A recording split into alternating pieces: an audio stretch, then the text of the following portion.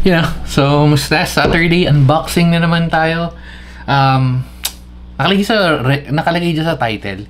Parang ang pagkakaalam ko baka mali ako, pero ang alam ko ito ang pinakamurang aluminum keyboard na nabili ko. Kasi nasa 2,000 range, pero lagpas ang konti, 2,000 something, 2,300, pero ang mumura ng aluminum keyboard, parang mga 6 months ago, parang nasa 4,000 pa yun, 4,000, 5,000 range pa siya. So, ito. Wait.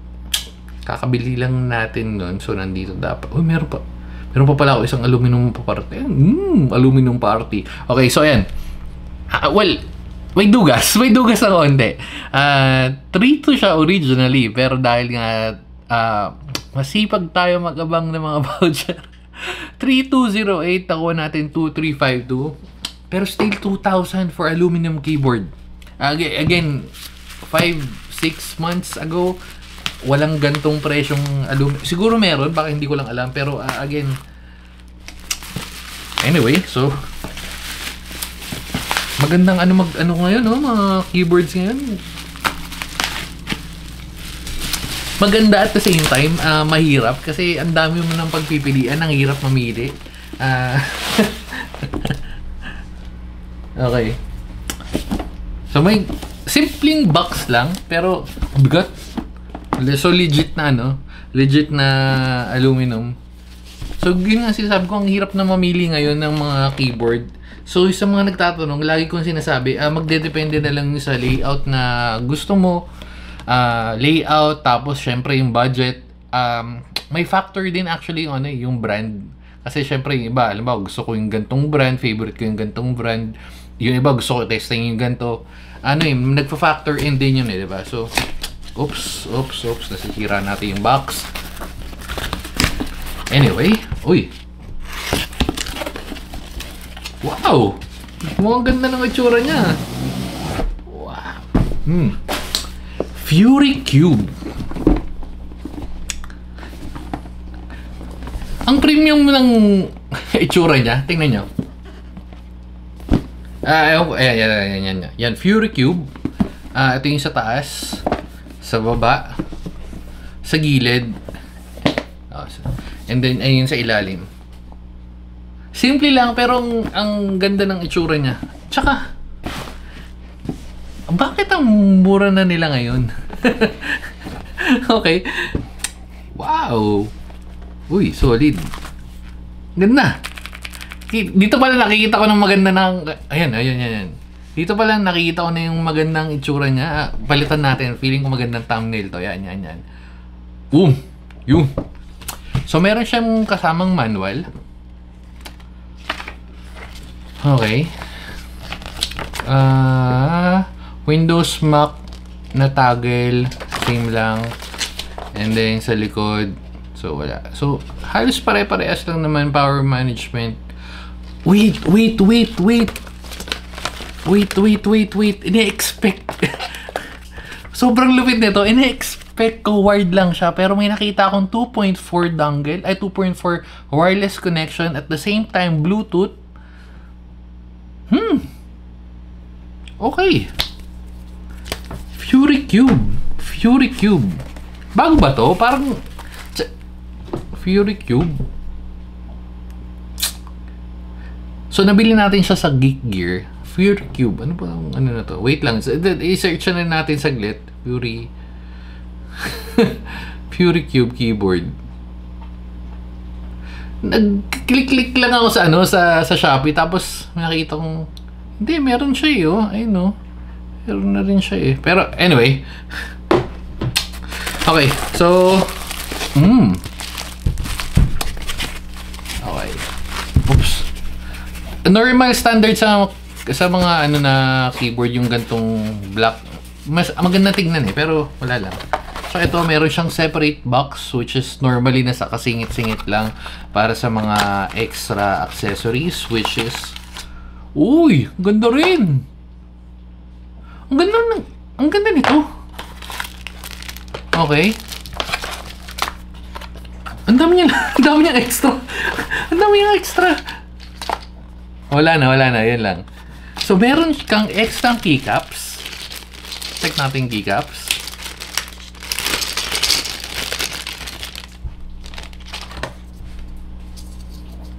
Oo, mukhang hindi tinipid.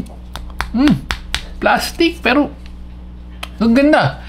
Makikita mo sa mga gantong keycaps, nakabili na kasi tayo ng mga premium na keycaps, nakabili tayo ng Shopee keycaps. Usually, pag may mga hindi smooth yung edges diba? Pero yan, Tsaka to, linis, Okay? All goods, all goods. At syempre, Type C to Type A. Pero ang ganda, gusto ko talaga ng braided. Lagi ko sinasabi yun, pero ulit ko sasabihin nyo kasi trip yung braid na talaga.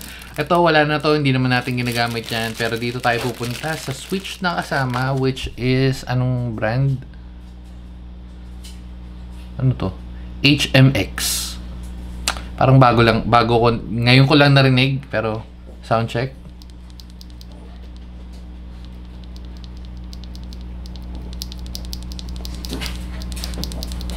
Medyo may puwersa ng onte, pero okay lang, okay lang.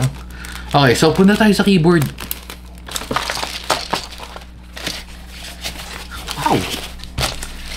3,000! Uy, tabi na. So, singin na natin dito para hindi tayo makalat. Oops. Hindi, pero hindi dito na lang, Kasi tatabi na natin yan. Ano maganda tong Kasi mag-giveaway natin yan.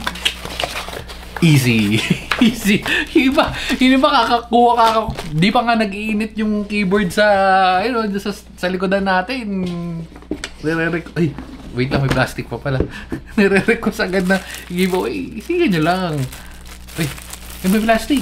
Naka-plastic. Literal na naka-plastic. Wala siyang wala ba? May plastic. Wala. Nakabalot talaga siya. So, open nung siraan ng plastic. Siraan ng plastic. Wala talaga Ayan. So, siraan ng plastic. Okay na to. Sirain na natin.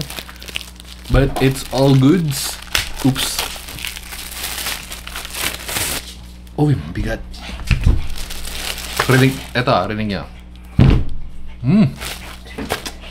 Solid aluminum keyboard. Okay.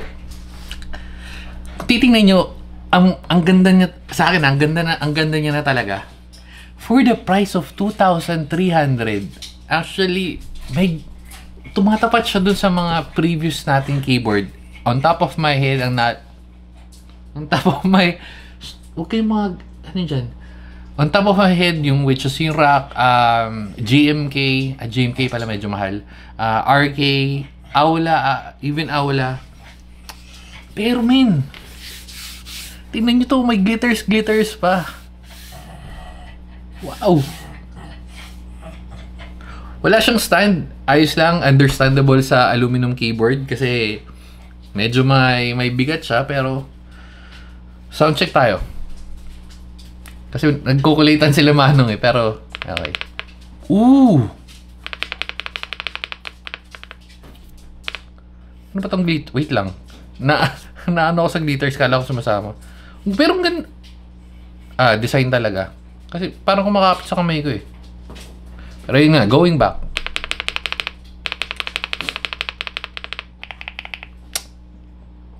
Music to my ears. Ramdam gasket,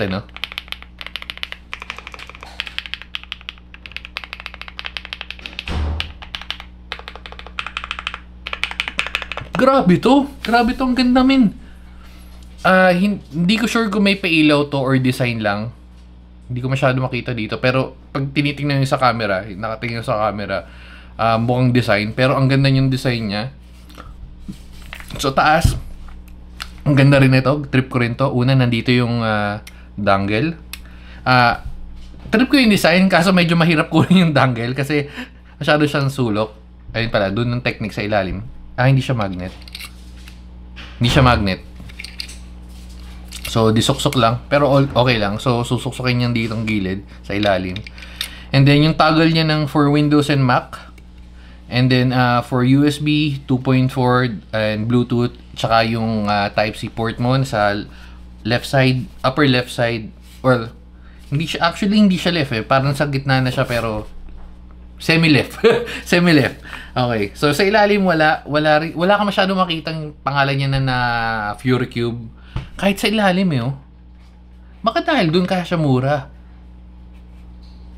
Pero ang ganda, min. Ito talaga, oh.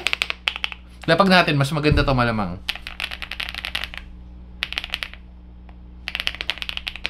Mamaya na tayo pumunta doon. Open muna natin saglit. Wow.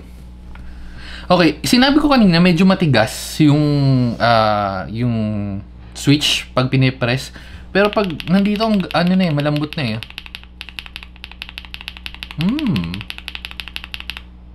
solid. Okay. Ayun, ang ganda ng promise, ang ganda. Oops.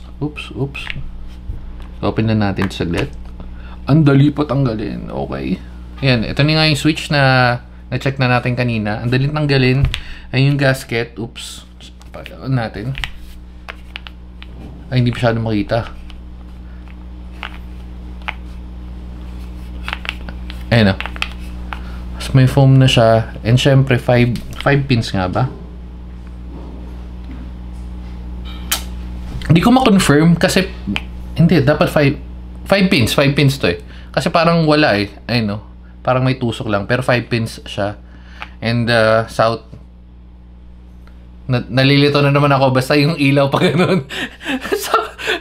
Tama, north, diba? North. Oh, yan. Okay. Ganda. Okay. So, doon na tayo sa typing test. Ang solid, ang dali pang ikabit, oh. Tagal ko nang hindi nakakapagbuo yung selective na parts, so yung base keyboard. Pero nakakagulat to. 2,000 aluminum. Legit siyang aluminum.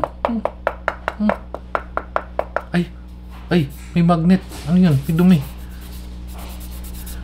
Medyo may smudge pero okay lang. Okay. So, parang mas maganda tong ano. Ito na lang ito thumbnail ko. Yan na lang. Yan. Okay. So, typing test na tayo. Ay, buksan muna natin tong ano. Bluetooth. Kung anong itsura. Ipailaw niya. Baka naman doon natalo eh. Oops, wala. Syempre, wala. Connect na lang natin.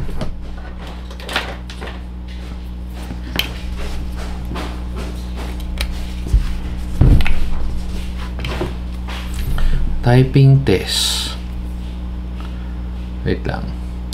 Do not disturb muna natin para walang nag-message. Okay.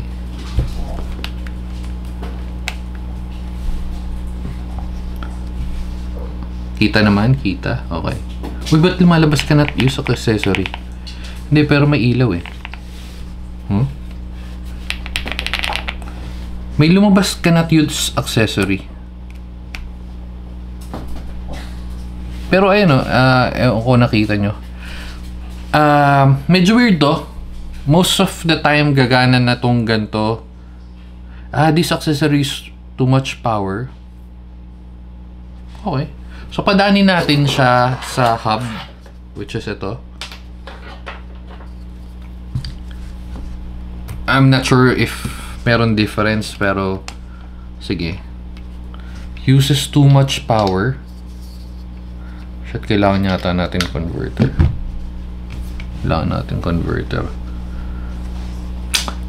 Magano lang tayo, dangle na lang tayo. Oops.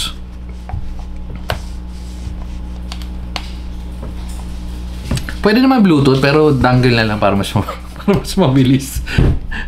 Tumatagal tayo sa setup, pero okay lang. Kasi sulit naman, feeling ko sulit na tong keyboard na to kasi nakikita nyo naman. Karga. And then switch natin sa 2.4, which is nasa 2.4 na siya. Okay, na-detect niya na agad. First time nangyari yun na lumalabas using too much power. Hindi ko alam kung bakit, pero kung may nakakalam sa inyo, comment nyo na lang dyan para pare-parehas natin malaman. So going back, typing test tayo. Kung may narinig kayong konting sino manong naglalaro, sino manong ko 50. So anyway, game.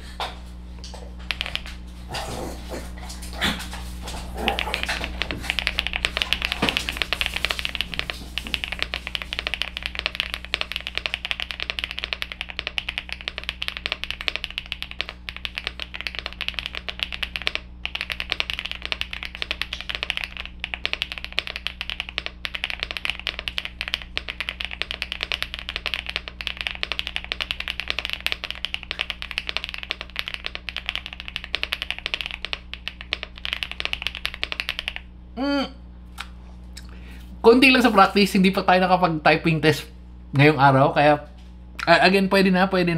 Pero, rinig nyo, talaga, sobrang sulit, man. Well, wala na akong masasabi. For the record, for 2024, as of this date, parang ito na yung pinaka-solid na keyboard. 68 keys. Wait lang, di natin medyo nabigyan pansin tong knob. So, check natin. Malamang clickable siya, pero pati yung knob niya may glitters din pala. Hindi siya ganun ka okay, pero again, bumabalance naman, bumagay naman kasi siya sa sa layout, sa itsura ng keyboard, no? Kasi yung ayoko na mabanggit yung ibang knob parang yun. Ito medyo may design ng onte. May pwedeng saktong pag-press mo ganyan. Pero usually sound lang naman gawin yun sa volume. Pero solid itong keyboard na to. So sa mga nakabili at kakabili lang ng mga 68 keys, medyo magsisisi kayo ng bahagya kung nakabili na kayo kasi ang ganda ng keyboard na to. Promise. Okay. Anyway, so ito na nga, Fury Cube E68. Wala nang masasabi. Pero sana antayin yung voucher. Again, medyo even sa 3,000 range, actually kung nasa 4,000, medyo okay pa rin. Pero kung nasa price point sila ng 3,200, sulit. At ngayon, nabili natin ng 2,300 something. Sabi mo na 2,400. Sobra. Anyway, so dito na natin tatapusin. Fury Cube E68. Bye-bye na guys. Babu.